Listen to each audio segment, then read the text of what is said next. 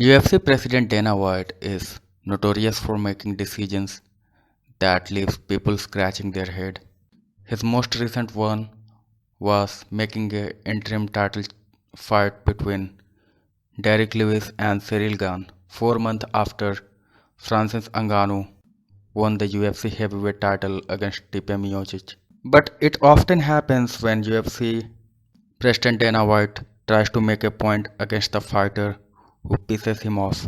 With that being said, earlier this year it was announced that Aljamain Sterling is going to fight Petr Yan on UFC 267 card in Fight Island.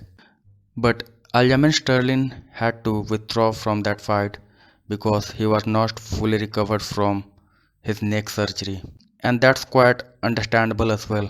But UFC President Dana White was not upset about that. He understood the matter really well and he arranged an interim title fight between Petr Yan and Cory Sandhagen, which Petr Yan won via unanimous decision. The fashion in which Aljamain Sterling won his title, it created a widespread buzz where a lot of fighters were criticizing Aljamain Sterling from the way he acted, and a lot of fighters were very open-minded about it because it wasn't his fault.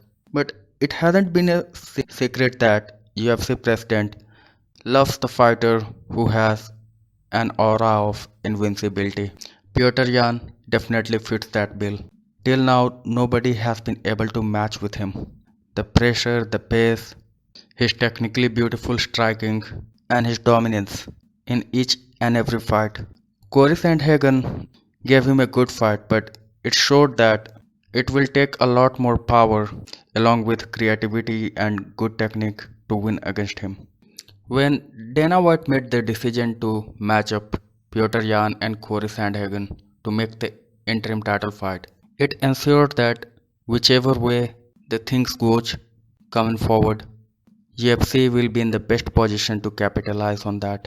For example, if Aljamain Sterling recovers from his neck injury and he fights Petr Yan for the rematch and he defends his title against him, it will be a far bigger fight than their first fight, and it will be also one of the most anticipated fight for the next year along with Colby Covington versus Jorge Masvidal. This fight will not require too much promotion. It will sell itself because after the fight against Petr Yan, Aljamain Sterling has given several reasons that explained why he was not able to perform well in that fight, why he faded away after the second round.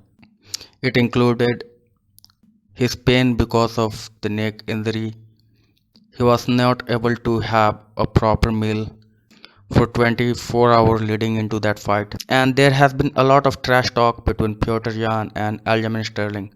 Petr Yan has said over and over again that he does not think that Aljamain Sterling will fight with him. But with that being said, Aljamain Sterling has put himself in this position where he fought for UFC world title because he has fought almost everybody in the bantamweight division. He has won a lot of fights in good fashion and displayed complete well-rounded skills. In second scenario, suppose that Aljamain Sterling does not recover from his neck injury.